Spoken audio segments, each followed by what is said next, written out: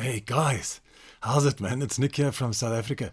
Listen, there's nothing like a growth hack or some secret sauce to help you improve your supping. We've got 14 juicy ingredients to help you to further your sup journey. Hang around until the end of this podcast and we'll reveal all of it. Just for you, because we love you.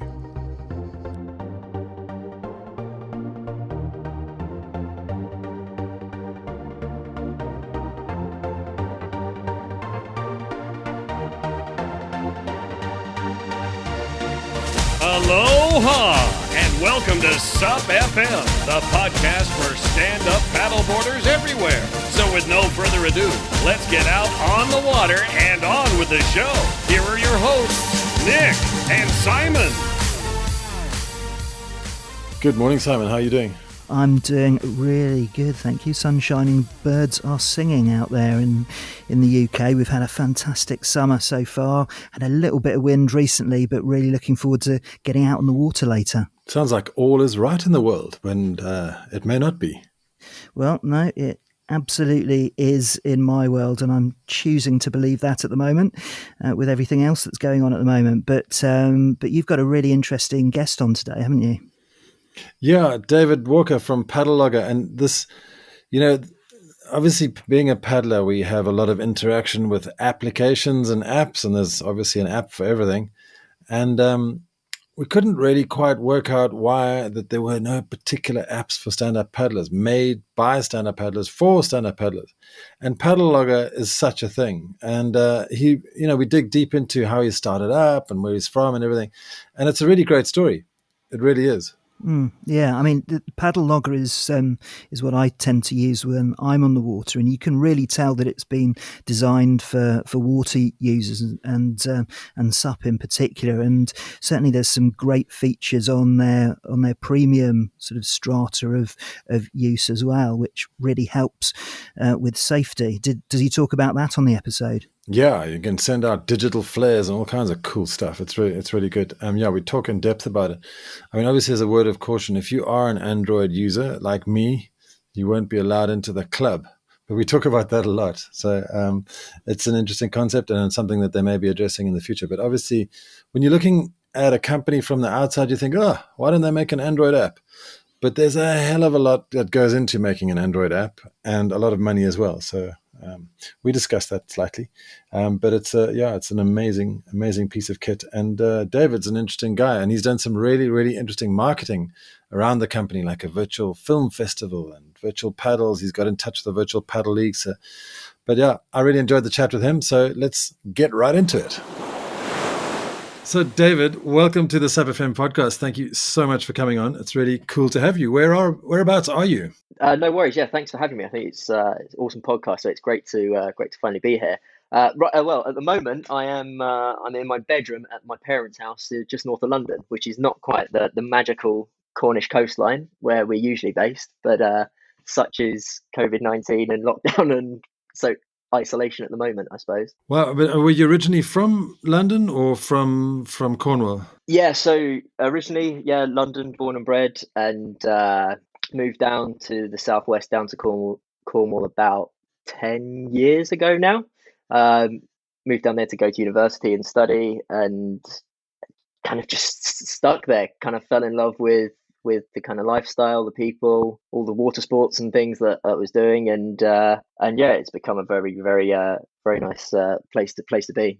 Yeah, everyone says it's beautiful. I mean, I've seen a little bit of Cornwall myself, and but I'm just wondering if you showed any signs of becoming a rabid paddler in your youth, because were you just exposed to the water sports when you went down there, or was there a history beforehand? Do you know what? That's quite an interesting one, and I thinking about it, I think when I was a kid, I was always big into.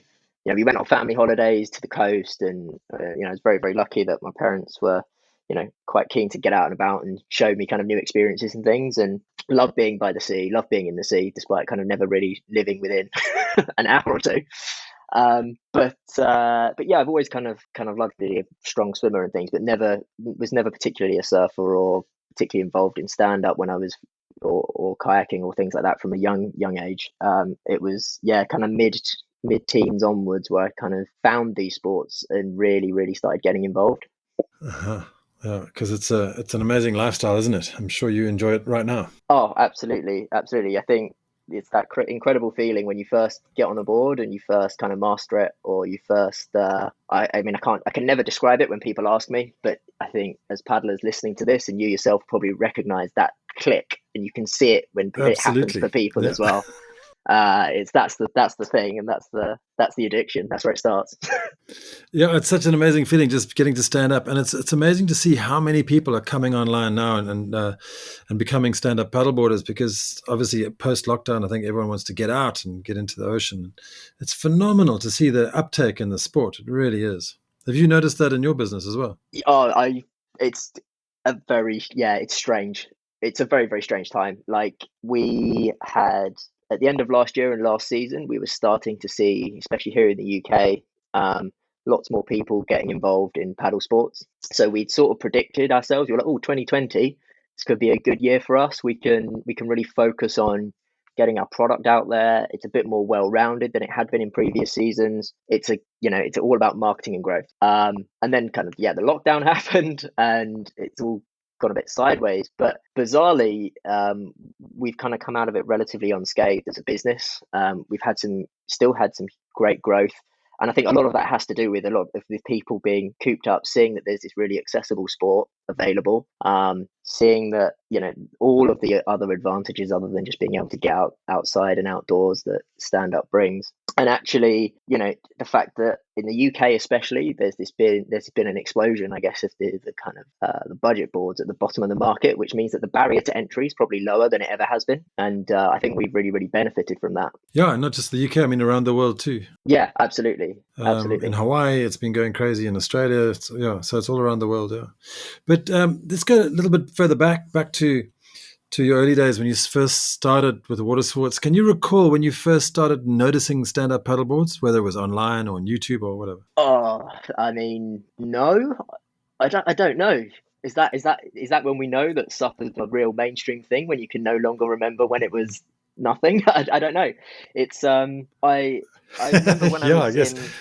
Yeah. I was in South Africa, funnily enough, doing some work out there for a charity called United Through Sport. And I was actually coaching rugby, and that's the reason why I went down there. And I came across it, I guess, at one of the like beaches or one of the big like at J Bay or something. I think there was someone doing hires, or I don't know. There was just seeing it around that kind of That's not one time. of the beaches. That is the beach, man. Well, that is the beach. Yeah, right. Sorry. Yeah.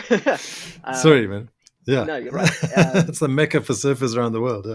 Yeah. It's a mecca for surfers around the world, and I can't remember if that's where it was. I feel like it probably was because of that, but it may not have been. It may have been maybe in Cape Town. I think there was quite a big scene as well, Hmm. especially coming out of like the surf skis.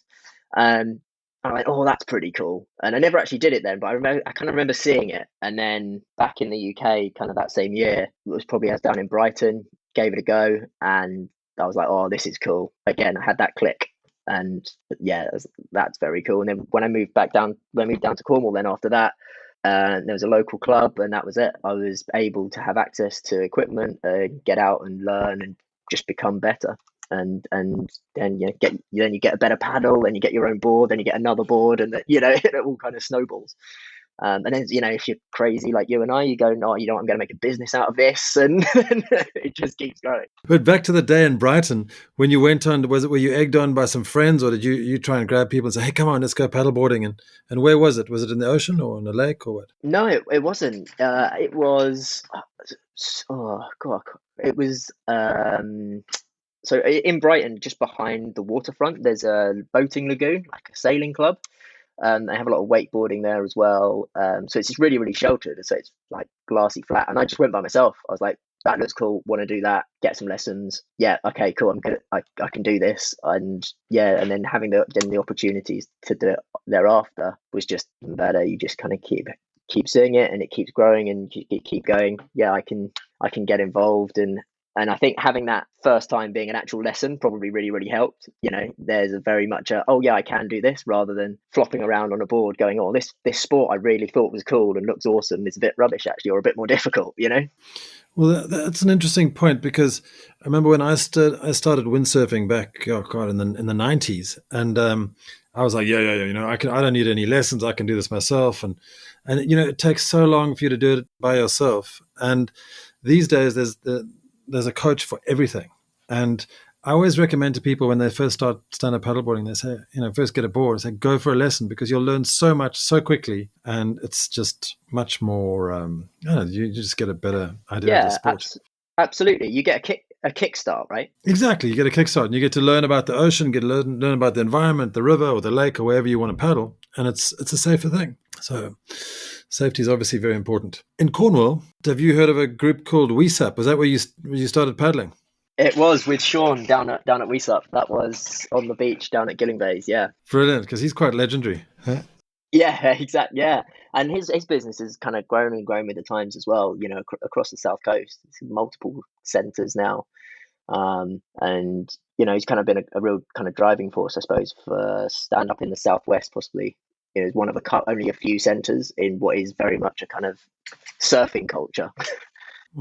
Absolutely. And do you find a lot of animosity between the surfers and the stand-up paddlers down in Cornwall? I mean, as a bad surfer myself, I'll always try and stay away. But I think that as kind of time's gone on, like there's always reports of stuff, isn't there? Right? There's always seen these kind of this tribalism, which I was talking to someone the other day. I don't really understand. We're all there to love, like, play in the ocean, and we all love the water for more or less the same reasons. Maybe that's because I'm not a surfer and starting to see people on kind of large big boards taking all my waves. I don't know. So I maybe have a different point of view, but I think everyone gets on pretty harmoniously now. There was a big thing back in the day, and hopefully it's being eradicated a little bit more. But down in Cornwall, there was something called the Gene Journey. What was that? So the Gene Journey it's probably my very first foray into some sort of entrepreneurship. I was doing my university degree, which was actually in geography. And I wasn't bored, like getting bored of it, but I wanted to just do something to kind of focus my mind, I think, on something else that wasn't that was something that was potentially a business maybe in it, that wasn't focusing on kind of my studies, and equally wasn't just playing around on the beach. And it was kind of started out as a bit of a blog about sustainability and sustainable clothing and manufacturing. And I met some kind of interviewed some people and met some really, really cool people who had involved in kind of reduce, reuse, recycle, and I kind of had that ethos. So like the guys at Finisterre and Nudie early on as well, and some other clothing manufacturers, but specifically around denim, I suppose, and jeans, with that whole idea of maybe you don't wash them for 6 months or so and let them bed in. And that's where it all kind of started. It didn't last for too long, but met some really, really cool people doing it, and some that I later on collaborated on with other projects as well, which was really, really cool. Yeah, because environmentally, denim is not a very good product. Is that correct? Yeah, it's a strange one. Obviously, because the number of times that they're washed with the dyes, the fabrics, it's one of those things that, when we look at fashion nowadays, fast fashion versus fashion that's designed to last. And my whole thing at them was all about kind of repairing stuff. Like I've probably still got jeans in my bags and wardrobes and stuff that have got umpteen holes and repairs in, and they probably stand up by themselves. But it was kind of all about that kind of getting away from that buying 5 pairs of jeans because they rip immediately. Do you know what I mean? Yeah. So this is while you're at the University of Exeter, but you also did some other exciting things down there.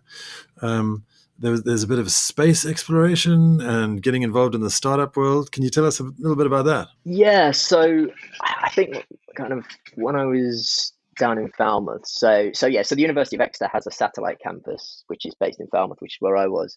And whilst that's kind of alongside my degree, kind of I kicked off a load of little projects like the Gene Journey, met a couple of other really, really interesting people, like I said, collaborated on with other businesses kind of later on. But primarily kind of after I did my degree in geography, I went on to do a master's which was actually flying drones. And well, that's not what happened at all. Actually, I'm getting ahead of myself. Went on to do a research master's that was based in Kenya. I'm gonna say it sounds pretty cool. Yeah, it was really Yeah. cool. And it was that was really interesting, and that kind of introduced me into this world of academic research. So I kind of was like, okay, this is maybe quite a cool, interesting career path to go down. So after graduating, I became a researcher, and the projects that we worked on, we were involved with the European Space Agency and the Met Office, were two separate projects. Both of them where I was basically designing and building and testing drones in kind of novel ways for scientific research.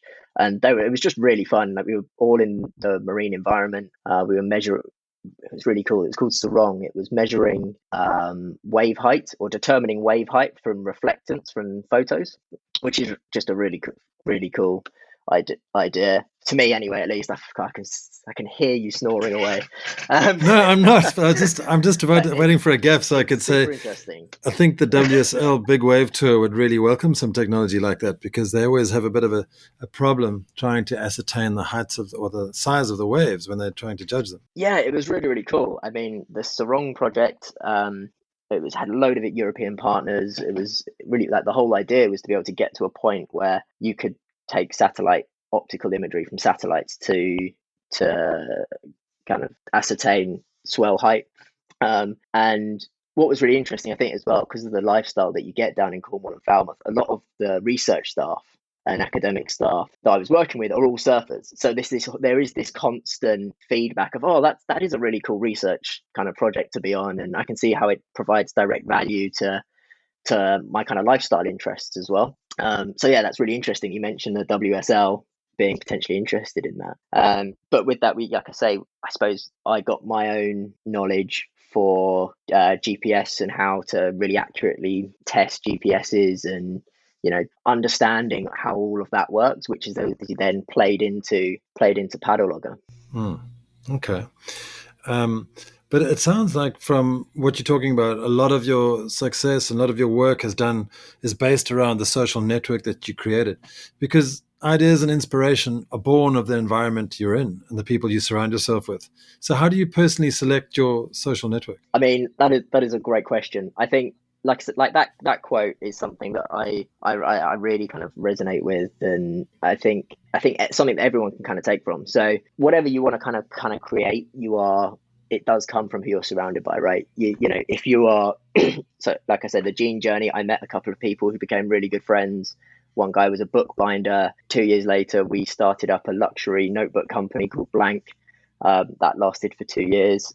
It did reasonably well as a product. We took it to market, but it then kind of, unfortunately, we shut it down at the beginning of this year. I met, Paddle Logger kind of comes out of living in this environment that kind of merges kind of technical with beach, with lifestyle, with the lifestyle that I wanted to live as well, and finding those people that are able to help you kind of along that. And it's just a case of kind of putting yourself in it.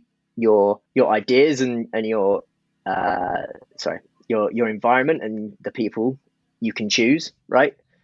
And then out of those things that you can control, is where you get your creativity, is where you get your aha moment, the light bulb, the creative problem solving. And that's something that I truly believe. So, when it comes to how do I personally select my social network, I don't know whether there's a science so much as you're really, you're an interesting individual. I don't know if there's anything I particularly need right now, but I agree with your values, or stuff like that. And then at some point down the line, maybe there's a collaboration, or maybe there's something where we can help each other out. I'd always remember a friend of mine told me about he has a thing that you are the average of your peers, or the average of your network. If you want to be better at something, surround yourself by, or the 5 people that you hang around with. Yeah, exactly. If you want to be the best paddler, go and train with the best paddlers that and you will become better. So I think stuff like that kind of is really, really important, and definitely plays into all of our lives, really. And it's just a case of being able to manipulate them to create your own kind of success. Absolutely. No, totally agree with that. I think that's great advice for anyone out there who wants to get ahead. But now with Paddle Logger, you employed obviously the same kind of thing. Was it a serendipitous meeting with Lewis Smith, or how exactly did it start? Were you sitting in a bar, listening and thought, okay, cool, let's do this idea? Or how did it go down? I was back so Paddle Logger started whilst I was studying for my undergrad at university. I just finished my second year. I was no longer looking at the Gene Journey. And I was like, right, okay, what do I want to do this summer? And I remember thinking, oh, I'm getting, really into this paddleboarding. Like, I want to know how far I've been. I was starting to get to go on further adventures, and I wanted to kind of record them and have a bit more of a record, basically, and a bit more of an understanding of how I was developing as a paddler. I think at the time, Strava was, I was using that when I was cycling, and I was using that pretty regularly. I'd always kind of fawned after buying myself a Garmin big smart like GPS watch. Obviously, being a student, didn't have the money. So I was just like, well, there's got to be something. I'm still fawning after one of those. Yeah, right, yeah. And I kind of thought, well, there's got to be something better than this Strava app, and I got talking to a friend of mine and kind of explained to him, I was like, oh, I had this idea. Do you think there could be an app, And I was like, I haven't got the skills. I don't know how to code. I don't know how to do digital design. Never built an app. I don't know anyone who does app building. This is a complete non-starter. And he just looked at me and was just like, but why not? Like, what have you got to lose? Like, why shouldn't you go and try and build this? And he actually introduced me to Lewis, and we discussed it.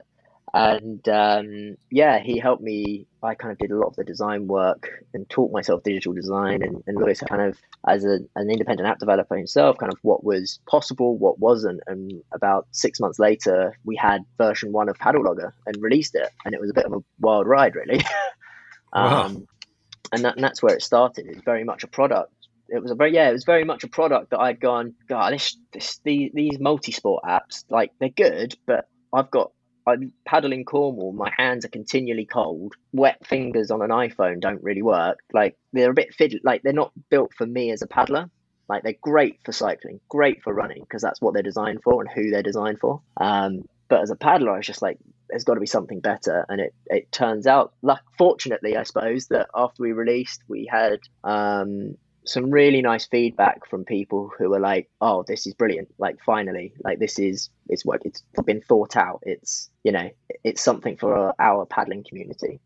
And we've just never really looked back. That's amazing. So it's for paddlers by paddlers, right? Yeah, exactly.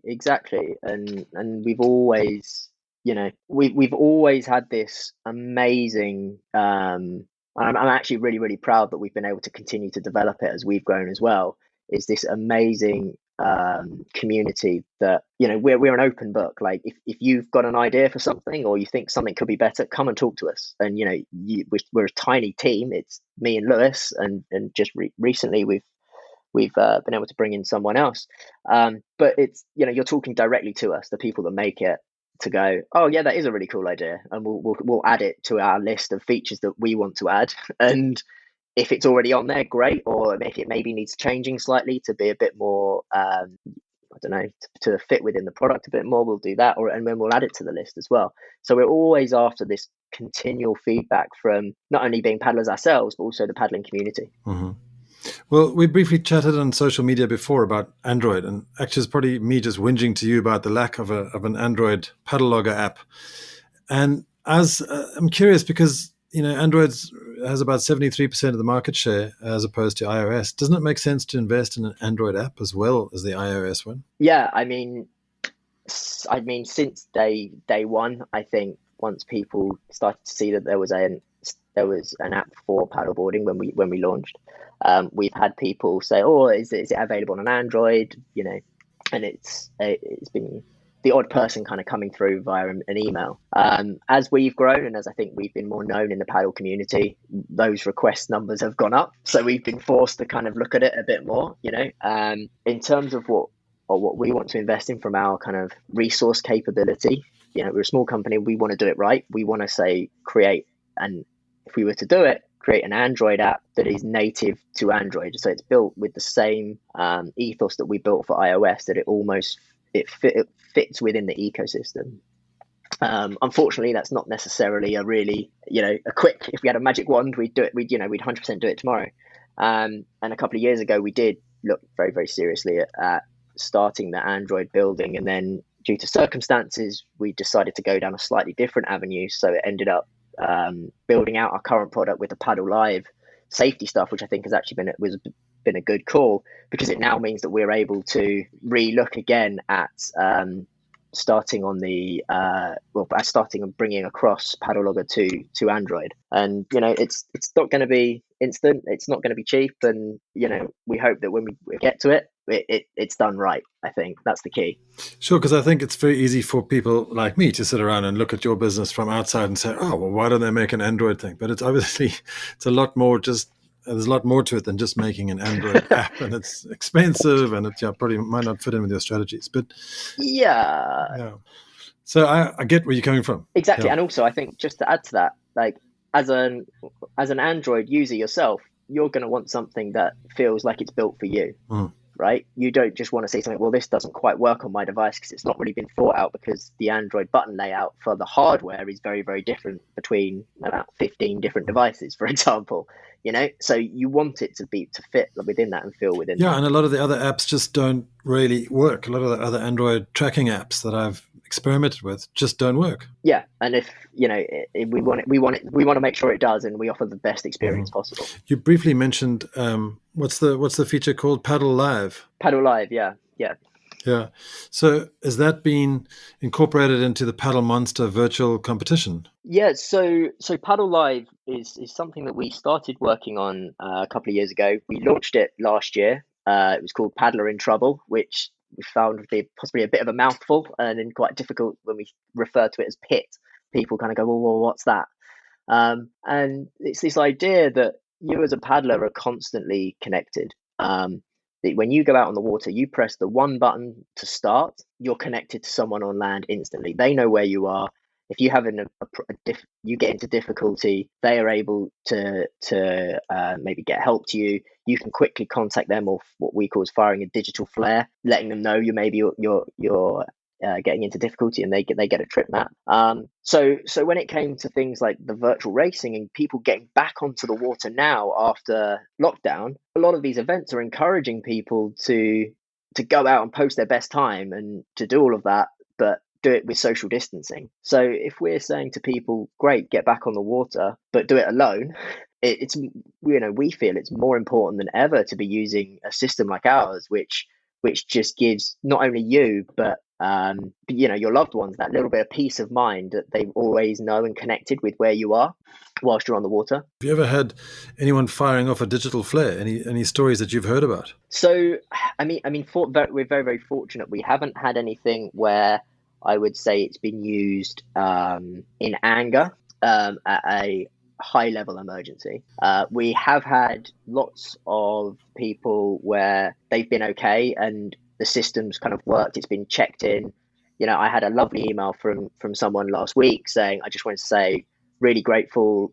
I was paddling, I was fine. The system, I'd forgotten to check in. My wife rang me.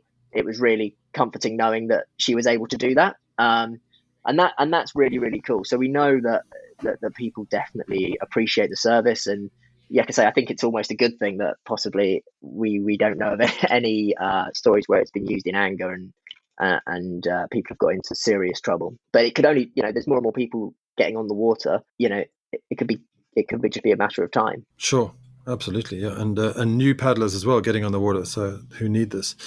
The digital flare, does that fire to your appointed other or whatever your friend that you've allocated onto the site, or does it go to the emergency services? Yeah, so when you within the app, you'll be able to set up 5 emergency contacts that it goes directly, and they're the people that get the emergency messages.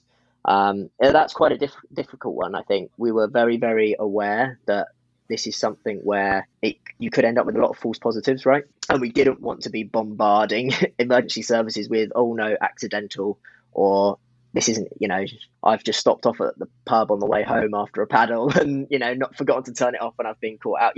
Like there's lots of scenarios where actually as a paddler, just having someone go, okay, this has gone into red alert, I just maybe need to call them to check in, or I can go to a headland and see if they've got into difficulty. There are lots of reasons why someone might go into a red alert.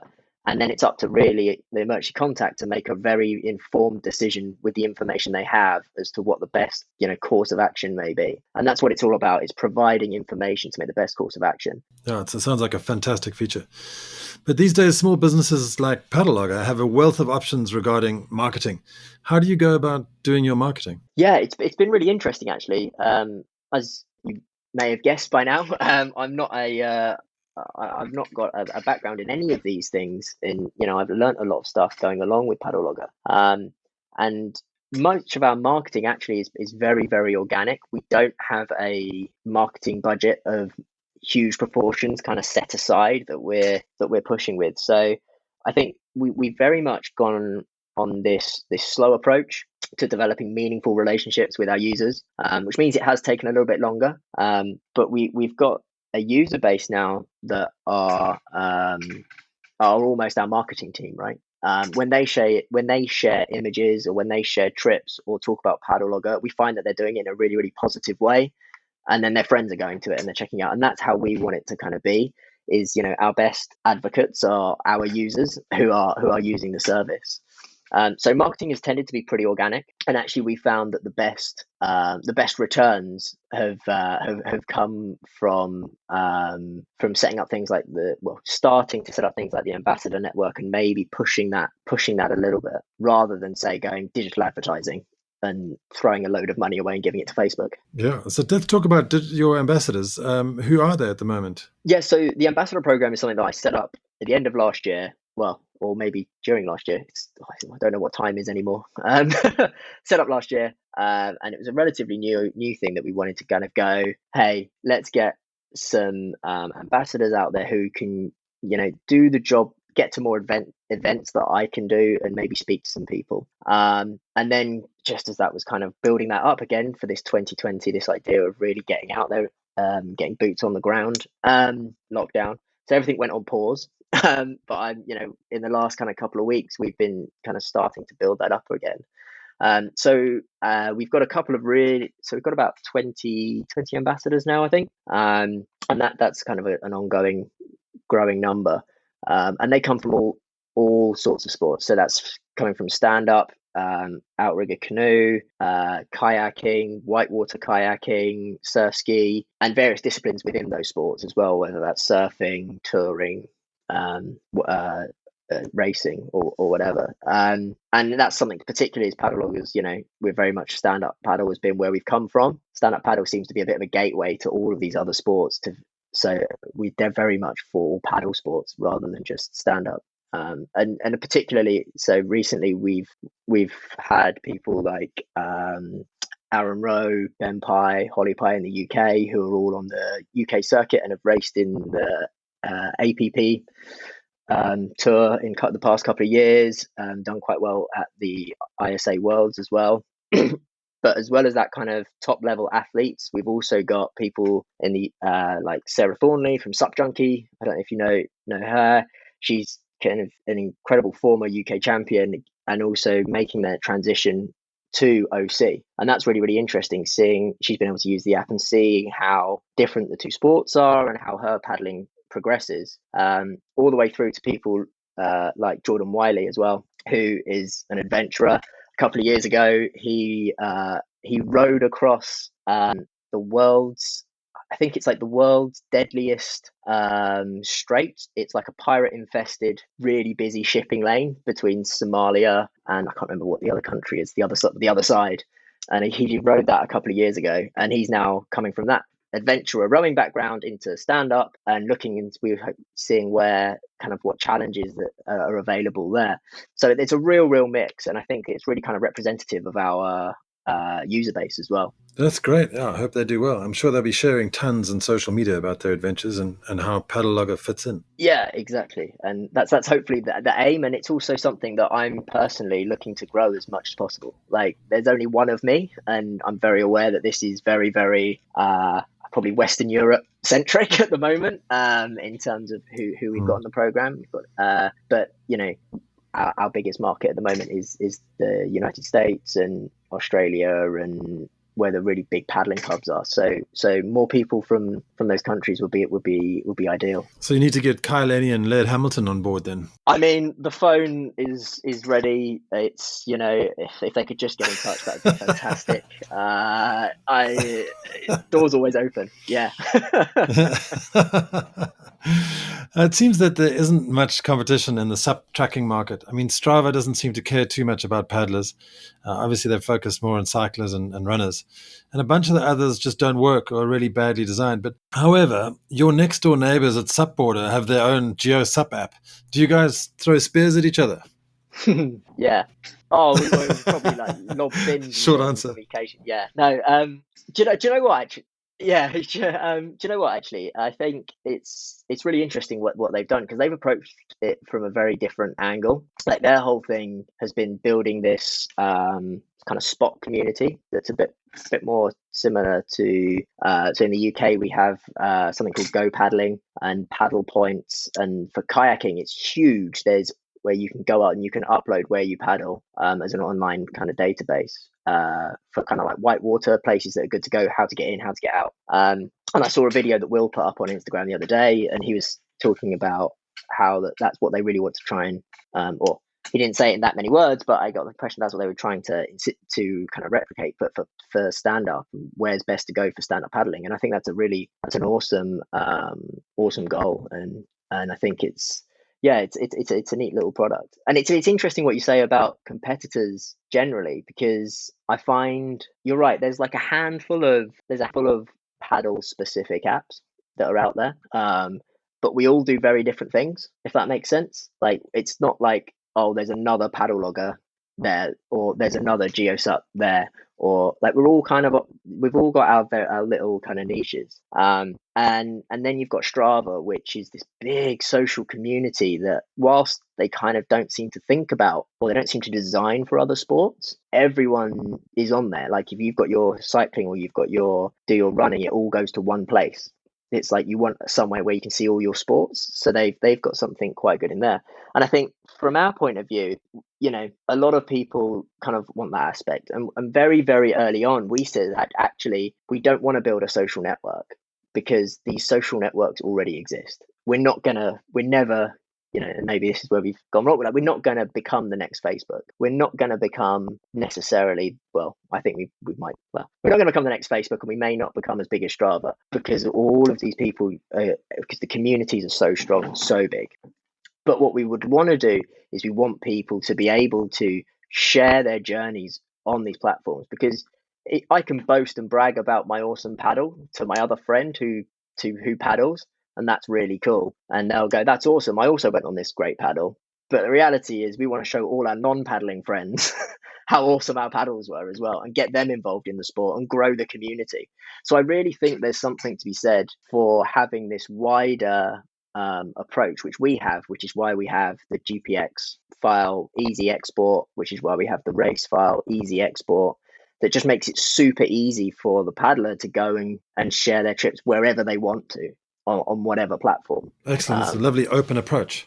Yeah, and I think that's important. And I think especially when we're looking at, you've talked about our kind of direct competitors of SUP apps, our indirect of the multi-sport apps, but also we're competing with the likes of Garmin and Sunto and the guys that have specific hardware watches, right? I'm not going to come along with my little app necessarily and convince a hardened racer who relies on this product because of many, many reasons other than like the features. We might offer exactly the same features, but there's like a trust issue with your hardware. You get used to training with a speed coach. You get used to training with, a Fenix or whatever. So changing that up, you don't necessarily want to do that. But what we encourage you to do is go, hey, use your Garmin for that, but make sure you've got Paddle Live with you when you go out paddling. We feel you should be taking a phone with you anyway in case you get into difficulty. Why don't you take Paddle Logger out Absolutely. and start tracking with it and always be connected? And that becomes just as important as the paddling narrative. And if there's anyone out there who has any doubt about taking their phone with them, please take it with you, because it's the most vital safety piece of equipment you can have. Yeah, exactly. And when you've got to, as a paddler, we'd always say, this has got to be part of a multi-layered approach to safety, right? You've got to look at the conditions, and you've got to look at the type of paddling you're doing. And, if you need to take a PFD, take a PFD. If you need to have extra precautions in place, take extra precautions. We're not saying Paddle Logger is the be all and end all, but it should be the minimum. Take a phone. That should be the start of being able to be a lot safer on the water. You've been nominated for a few awards for Paddle Logger. Tell us about those. Yes, yeah, we have. It's really cool, actually. And I tell you what, if you told me kind of 5-6 years ago when this all started that we'd be on, we'd have won some awards. So we had SUP Connect's Gear of the Year 2019 in the accessory category, which was really, really cool.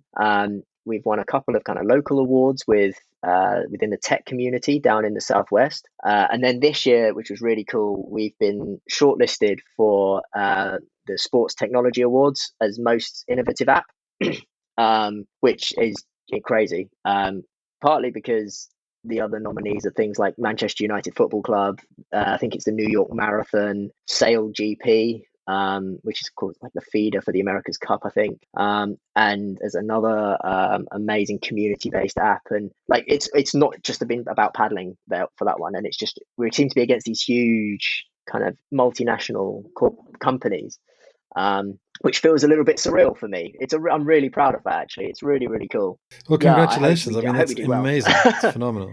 Thank you. Yeah, I'm sure you will. No, but that's you. Really exciting. Yeah. Okay, and you've done some other really cool stuff. A concept of a virtual film festival. How did you get involved with the Paddle Logger Film Festival, and how did it work exactly? Because obviously you've got to go and deal with all the makers of the films. Yeah, so I mean, this all kind of came about through the lockdown, right? We were suddenly faced with this position of no one potentially is able to paddle. How does paddling? SUP as a sport potentially isn't as I read in a couple of articles, it's quite fragile. It's not, it will survive, but it'd be interesting to see how it got through that. It could have been really bad, blah, blah, blah, blah. So we were very, very keen to make sure that we were still investing in our community. We weren't just, we're not all paddling, but we can still come together as a community. So we started looking at ways to do that. And one of the things we wanted to do was a film festival, but rather than just kind of say, oh, here's 6 films or 10 films that you can watch online and have, whilst you're bored in lockdown or whatever. I really wanted to make sure that we had something where our community could kind of get around, like each day, like everyone is watching a film at the same time, all over the world. We put a film up. So we selected 6 films. The criteria was that they had to be freely available to watch online. So that's how we got around that one. Okay, gotcha. We picked a theme, and we just kind of really made sure that we were pushing kind of getting people to watch the films, but also doing some surrounding content about why we chosen them, why this film does this, why that film shows that. And we did a couple of panels where we talked about the films. And I think that was really, really important to get the community together watching a film, rather than just sitting down on a Sunday night watching a couple of films on your own and that being that. We were very, very fortunate, actually, that on the final day of the film, it happened to be, I think, the same day that the final film was being debuted on Red Bull TV. Okay. So there was sort of a premiere in there as well, which was quite nice. So we very much lucked out. And actually, it was something that we had lots and lots of positive feedback about. The community really, really got behind it and were really, really engaging on it. And I really hope that it's something we can do in the future, whether it becomes an annual thing or we do one twice a year, we do a physical one. And we did have some people want to submit films as well, which was just amazing. So yeah, we're really stoked about it. Yeah, I thought it was a great initiative. It was amazing. And one of those films in there was Casper Steinfath's Skagerrak. And he said this in that film, which I loved as well. You can't control anything out there in the water. And he said a lot of other stuff as well. But can you relate to the beauty of working with nature instead of against it? Oh, I mean, absolutely, right. There's this whole experience of getting out on the water, and you can fight it. I think the other thing he says is you can fight it and you'll lose, or there's some kind of, I'm probably paraphrasing or getting that very wrong, but you fight it, you'll lose, you work with it and you succeed. And I think that's something we can all kind of relate to if we're surfing a wave or on a downwind or even paddling upwind. You kind of get into the rhythm of the swell and things. But I think what like that film and what the other films kind of showed was we hope was really inspired people to do better as paddlers, to be better paddlers. I always talk about as paddlers, and actually when I do kind of my startup coaching and as well, about this idea of kind of learning zones. So as paddlers and as people, we learn new skills and we acquire new skills and we become better, for want of a better phrase, at the edge of our comfort zone, right? And when we push the limits and get to the edge of our comfort zone, that's when we achieve stuff. That's when we enter something called the learning zone. And it's at that learning zone, and that's where kind of Skagerrak kind of operates, right? He does that first the first attempt is a failure, and then it's all the rest of the film is learning. It's all learning. It's operating at the edge of his comfort zone and learning and learning and learning until he succeeds. And I think that's something that we can all take. You know, the number of times I've got on a narrower race board than I should have been on, or I've wanted to go, okay, I'm going to try this new board out in some swell, and you fall in constantly. But then you start to get it, right? You're at the edge of your comfort zone and you're learning. And kind of almost to bring this back to the app, and we want our paddlers to push themselves and paddle at the edge of this comfort zone in their learning zone, where it is inherently risky. We want to mitigate that using Paddle Live. We want people to see what they've achieved and ultimately kind of become better paddlers. So that was one of the reasons we chose that film and some of the others. And that's probably my favorite one on the list because of that reason, actually. Well, that's a wonderful place to end off this interview, because, you know, we want the same thing here at SUP FM. We want to inspire people to go paddle more, paddle often, and get better at paddling. And that's why we want to share all these stories from wonderful people like yourself, because I think there is so much to the stand-up paddle. It's like a whole lifestyle. I remember when I started getting into it, I was, oh, wow, you know, you're just paddling a board. How involved can it be? But the people you meet and the environmental awareness it creates and just the beauty that we experience out there paddling is just phenomenal. So, yeah, I suggest everybody get out on the water. To add to that, like, everyone should get out on the water, and everyone should, you know, I have this phrase, it's, you know, look like a Muppet and love it. Like, you shouldn't feel self-conscious about stuff. You get out and try it and have fun. And that's where this all starts, right? It's having fun, challenging yourself, and just pushing yourself that little bit each time. And it's so rewarding. It is, absolutely. I love that. Look like a Muppet and love it. That's great. Awesome. Well, David, thank you so much for your time. Really appreciate it, and all the best with Paddle Logger. It's a great app, and I'm sure it's going to do great things. Amazing. Thank you very much for having me. Thank you. Hey, okay, listen. I promised you something at the beginning of the podcast. And now listen, we've just done some radical research, and we've come up with 14 super cool apps to help you on your SUP journey. These babies will help you plan your trip. Check the wind, check the swell, check the tides, hell, check everything. Then they'll track you and tell you how sweet you are. Go get them now, man. Hell, they're free. Why not? You can get them on www.supfm.show. But listen, we ain't gonna leave them up there for long, so get it quickly, okay? You're welcome. Thank you for listening to SUP FM, the #1 podcast for stand-up paddlers wherever you are. If you like what you've heard, please leave us a review on iTunes. Until then, we'll see you on the water.